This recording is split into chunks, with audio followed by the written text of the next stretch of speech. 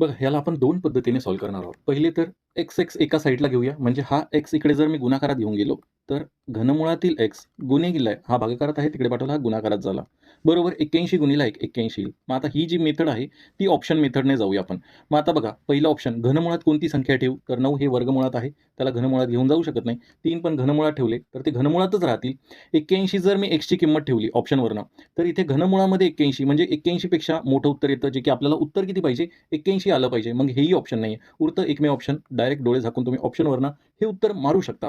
जर तुम्हाला परत तसंच क्रॉस चेक करायचं असेल, तर घनमुळातील 27 गुणिला 27 ठीक आहे ना, x ची किंमत आपण 27 ठेवली. मग घनमुळातील 27 म्हणजे 3 गुणिला 27 किती येणार आहे? 81. या दोघांचा गुणाकार 81 आलेला आहे. हेच तुमचं उत्तर असेल. ही झाली काय? Option method. आता आपण जाऊ घातांकाच्या नियमाची मेथड. घातांकाचे नियम काय म्हणतात बघा.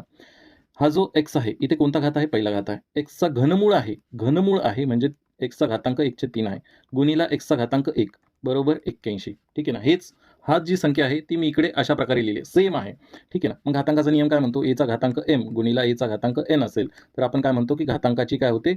बेरीज होते. मग पाया जर समान आहे तर m+n होईल. मग इथे काय होणार आहे? 1/3 अधिक 1 किती येणार आहे? 4/3 येईल. मग ह्या दोघांची जर बेरीज केली तर ती किती आली तुमची? 4/3. मग xचा घातांक 4/3 बरोबर किती आले? 81 आले. मग हे 4/3 ला मी कसं लिहितो बघा. xचा घातांक 1/3 चा चौथा घात बरोबर 81.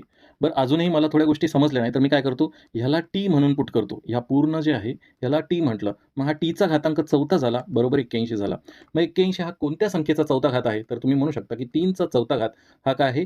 81 येतो. मग तुम्ही इथे घातांकाचा नियम परत वापरू शकता, की जर घातांक समान असेल तर तुमचा पाया हा समान असेल. म्हणजे t ची किंमत किती आली बघा तुमच्यासाठी?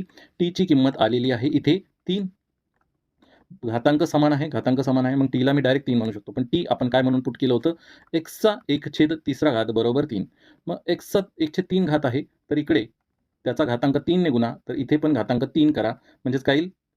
घन घ्या त्या दोन्ही संख्येचा. म्हणजेच काय इकडून पण घन केला आणि इकडून पण घन केला, तर इथे किती येणार आहे? या दोघां संख्यांचा गुणाकार होतो. मग इकडे फक्त x राहतो आणि 3चा तिसरा घात म्हणजेच उत्तर येतं 27. ऑप्शन क्रमांक ए हे तुमचं उत्तर असेल. जर तुमचे काही गणिताचे प्रश्न असतील, तर आपल्या ह्या टेलिग्राम ग्रुपवरती तुम्ही बिनधास्त तुमचे प्रश्न मला पाठवू शकता. ही आपली 129 ची मेंबरशिप आहे महिन्याला, जी तुमच्यासाठी काही दिवसांसाठी ₹99 अवेलेबल करून दिलेली आहे. लवकरच याची प्राईस वाढणार आहे. तर कृपया करून हा क्यूआर कोड स्कॅन करा. आपल्या Android ॲपवरती जाऊन ह्याची तुम्ही मेंबरशिप खरेदी करू शकता. धन्यवाद.